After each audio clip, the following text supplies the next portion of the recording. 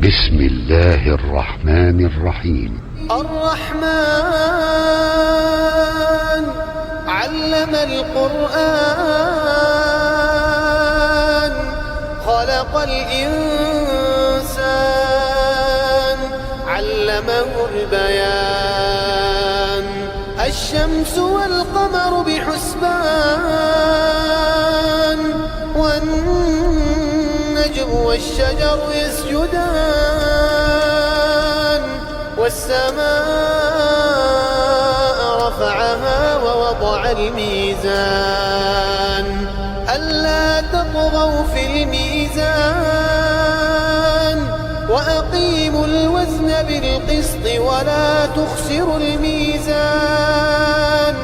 والأرض وضعها للأنام فيها فاكهة والنخل ذات الأكمام والحب ذو العصف والريحان. فبأي آلاء ربكما تكذبان؟ خلق الإنسان من صلصال كالفخار وخلق الجن من مارج من نار. فبأي آلاء ربكما تكذبان؟ رب المشرقين ورب المغربين. فبأي آلاء ربكما تكذبان؟ مرج البحرين يلتقيان بينهما برزخ لا يبغيان. فبأي آلاء ربكما تكذبان؟ يخرج منهما اللؤلؤ والمرجان. فبأي آلاء ربكما تكذبان؟ وله الجوار المنشآت في البحر كالأعلام. فبأي آلاء ربكما تكذبان؟ كل من عليها فان ويبقى وجه ربك ذو الجلال والإكرام. فبأي آلاء ربكما تكذبان؟ يسأله من في السماوات والأرض كل يوم هو في شأن. فبأي آلاء ربكما تكذبان؟ سنفرغ لكم أيها الثقلان. فبأي آلاء ربكما تكذبان؟ يا معشر الجن والإنس إن استطعتم أن تنفذوا من أقطار السماوات والأرض فانفذوا لا تنفذون إلا بسلطان. فبأي آلاء ربكما تكذبان؟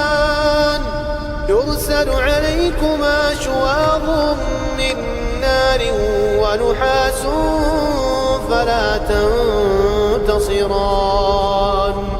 فبأي آلاء ربكما تكذبان؟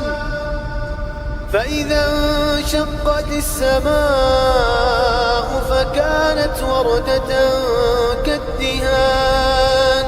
فبأي آلاء ربكما تكذبان؟ فيومئذ لا يسأل عن ذنبه إنس ولا جان. فبأي آلاء ربكما تكذبان؟ يعرف المجرمون بسيماهم فيؤخذ بالنسبة النواصي والأقدام فبأي آلاء ربكما تكذبان هذه جهنم التي يكذب بها المجرمون يطوفون بينها وبين حميم آن فبأي آلاء ربكما تكذبان ولمن خاف مقام ربه جنتان فبأي آلاء ربكما تكذبان ذواتا أفنان فبأي آلاء ربكما تكذبان فيهما عينان تجريان فبأي آلاء ربكما تكذبان فيهما من كل فاكهة زوجان فبأي آلاء ربكما تكذبان متكئين على فرش بطائنها من استبرق وجنى الجنتين دان فبأي آلاء